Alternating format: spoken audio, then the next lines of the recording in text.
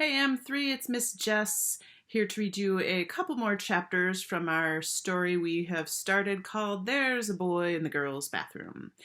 Think back to the last little bit that we read. We found out that there was a boy in the girls' bathroom. Jeff Fishkin made a wrong turn, walked right into the girls' bathroom on his way to see Carla Davis, the school counselor. So, I'm going to start us off here, chapter 7. And we will read 2 chapters today because they're a little bit longer. Jeff sat at the round table. The counselor sat across from him. "So, how do you like Red Hill School?" she asked. He stared straight ahead. "There's a boy in the girls' bathroom," echoed inside his head. "I imagine it must seem a little scary," said the counselor. He didn't answer. "I think it's scary," she said. "It seems so big. Anytime I try to go anywhere, I get lost." He smiled weakly. "It's hard for me because I'm new here," she explained. "Today is only my second day of school. I don't know anybody. Nobody knows me. The other teachers all look at me strangely. It's hard for me to make friends with them. They already have their own friends." "I know what you mean," Jeff said. "Maybe you can help me," said the counselor. "Me?" said Jeff. "How can I help you? I'm the one who needs help." "Well, maybe we can help each other. What do you think about that?" "How?" "We're the 2 new kids at school," she said. "We can share our experiences and learn from each other." Jeff smiled. "Okay, Miss Davis," he said. "Jeff," she said, "if we're going to be friends, I want you to call me Carla, not Miss Davis." He laughed. "Do you think Carla's a funny name?" she asked. "Oh, no, I just never called a teacher by her first name, that's all. But we're friends. Friends don't call each other Miss Davis and Mr. Fishkin, do they?" Jeff laughed again. "No." And then he frowned. "The kids in my class all call me Fish Face." "Have you made any friends?" asked Carla. "Well, I sort of made one friend," said Jeff, "but I don't like him." "How can he be your friend if you don't like him?" "Nobody likes him. At first I felt sorry for him because nobody wanted to sit next to him.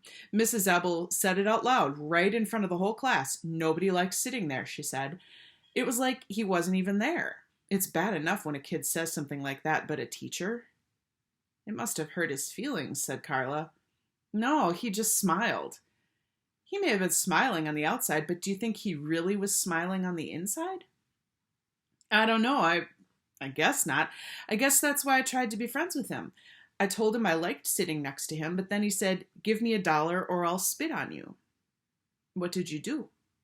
"I gave him $1. I didn't want him to spit on me. But then later he said, 'I'll give you $1 to be my friend.' So I took it. It was my dollar. So does that mean I have to be his friend even though I just broke even?"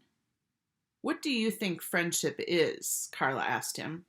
"I don't know. I mean, I know what it is, but I can't explain it." "Is it something you can buy and sell? Can you go to the store and get a quart of milk, a dozen eggs, and a friend?" Jeff laughed. "No. So does that mean I don't have to be friends with him?" "I won't tell you what to do," said Carla. "All I can do is help you think for yourself."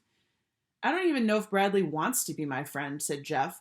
"Today at recess we hung around together, but we didn't do anything. He acted like I wasn't even there. And then when it started to rain, he ran around trying to push little kids into the mud." "Could you share your feelings with him?" said Carla. "That's the real way to build a friendship, by talking, and by being honest and by sharing your feelings. Like the way we're talking and being honest with each other now. That's why we're friends." "But Bradley's different than you and me," said Jeff. "I think you'll find that if you're nice to Bradley, he'll be nice to you. If you're honest and friendly with him, he'll be honest and friendly with you. It's just like with the dollar. You always break even." Jeff smiled. "Are you going to see Bradley too?" he asked. "Yeah, later today." "Do you think you'll be able to help him?"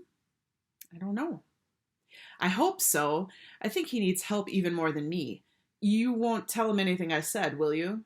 "No, that's one of my most important rules. I never repeat anything anyone tells me here, around this table." "Never?" She shook her head. "What about to other teachers?" She shook it again. "What about to the principal?" "Nope." "Okay," said Jeff. He took a breath. "Here goes." He grimaced. On the way here, I got a little lost and I accidentally went into the girls' bathroom. He covered his face with his hands. Chapter 8. Mrs. Ebel was teaching geography. Everybody in the class had made a map of the United States on his or her desk. Bradley's map was different from all the others. California was above Wisconsin, Florida stuck out of Texas. He picked up his pair of scissors and carefully cut out Tennessee. He was a good cutter. The edge of his scissors never left the black line. He wondered what was happening to Jeff.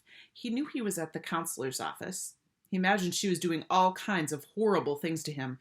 He had tried to tell Jeff at recess not to go see her. He taped Tennessee to Washington. He was a very messy taper. His piece of tape twisted and stuck to itself. He looked up as Jeff entered the room and watched him hang the hall pass on the hook behind Mrs. Ebel's desk. Then he looked away as Jeff headed for the seat next to him. When the bell rang for lunch, he shoved his map into his desk and pulled out his paper sack. Because of the rain, everyone had to eat inside, in the auditorium. He and Jeff walked there together. Sort of. He's walking next to me, Bradley thought, but I'm not walking next to him. The auditorium was hot, steamy, and noisy. Long tables with benches had been set up across the room. "Where do you want to sit?" asked Jeff. Bradley ignored him. He stood on his tiptoes and looked around the room as if he was trying to locate his real friends. Jeff walked away and sat at one of the tables. Bradley walked behind where Jeff was sitting. I think I'll sit here," he said aloud, as if he didn't know Jeff was there. He stepped over the bench and sat down next to him. "Hi," said Jeff. Bradley faced him for the first time. "Oh, it's you," he said. They ate their lunches. "What are you eating?" asked Jeff. "Peanut butter sandwich," said Bradley. As he spoke, bits of peanut butter and bread flew from his mouth. "What about you?" "Tuna fish," said Jeff. Bradley swallowed his food and said, "I hate tuna fish." "My mother makes it good," said Jeff. "She chops apples in it." "I hate apples," said Bradley. He sucked the last drop of milk through his straw, then continued to suck, making a gurgling noise. Sitting 2 tables away from Jeff and Bradley were 3 girls: Melinda Birch, Lori Weston, and Colleen Varigold. They were talking and laughing about something funny that had happened to Colleen that morning. Colleen, who had red hair and a freckled face, covered her mouth with her hand. "There he is," she whispered. "It's him." "Where?" asked Lori. "Don't look at him," said Colleen. "He's right there, sitting next to Bradley Chalkers." "Bradley Chalkers," said Lori. "I think I'm going to throw up." "Don't look," whispered Colleen. Bradley stopped sucking on his straw. "What'd the counselor do to you?" he asked. Jeff shrugged. "Nothing." "Did she yell a lot? Was she mean and ugly?" "No. She was nice. I think you'll like her." "Me?" asked Bradley. "I'm not going to see her. I didn't do anything wrong." "She's good at helping solve your problems," said Jeff. "I don't have any problems," said Bradley. He bit ferociously into a red, delicious apple. "Thought you said you hated apples," said Jeff. Bradley shoved the apple back inside the paper sack. "That wasn't an apple," he said. "It was a banana." Jeff's face suddenly changed color, first white, then bright red. "Oh, I think he sees you," said Melinda. Lori laughed. Colleen blushed. "Come on," said Lori. "Let's go talk to him." She stood up. Lori Weston was a short, skinny girl with long, straight black hair. Melinda got up from the table, too. She was nearly twice the size of Lori. She had short brown hair. "No, don't go," pleaded Colleen. "What's the matter?" asked Bradley. Nothing," said Jeff. "So, did I miss anything in class?" "No, Mrs. Ebel gave everybody a map." "Well, I got one." "Don't lose it," said Bradley. "Mrs. Ebel wants him back." 2 girls were giggling behind them. Jeff and Bradley turned around. "Colleen thinks you're cute," said Lori. Jeff blushed. "Who?" he asked. The girls laughed. "What's your name?" asked Melinda. Jeff blushed again. "Colleen wants to know," said Lori. Then she and Melinda laughed. "He doesn't have a name," said Bradley, coming to Jeff's rescue. He hated Lori. She had the biggest mouth in the whole school. She was always laughing, too. He could hear her laugh from one end of the school to the other. "Ew, Bradley Chalkers," said Lori, holding her nose. "Lori Loudmouth," said Bradley. We're not talking to you, Bradley, said Melinda. Get out of here or I'll punch your face in, he replied. You wouldn't hit a girl, said Melinda. That's what you think. He shook his fist. Melinda and Lori backed away.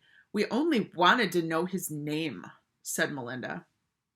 And what he was doing in the girls' bathroom, screeched Lori. The two girls laughed and ran back to Colleen. Bradley slowly turned and looked at Jeff, amazed. Jeff sat with his head on the table and his arms over his head. You went into the girls' bathroom? Bradley asked. So what? Said Jeff from under his elbow. Carla says, me too, declared Bradley. I go all the time. I like to make them scream. He smiled at Jeff. That is where we will end today. Quite eventful. We met a few more characters. They might be secondary characters, but maybe they'll be important at some point in our story. We'll just have to keep reading and find out. But for now, we know Jeff is not the only one who went into the girls' bathroom. Bradley goes in there all the time. We'll have to read a little bit more and find out if they become frequent flyers to the girls' bathroom. I don't know. Catch you later. Chapter 9 tomorrow. Bye.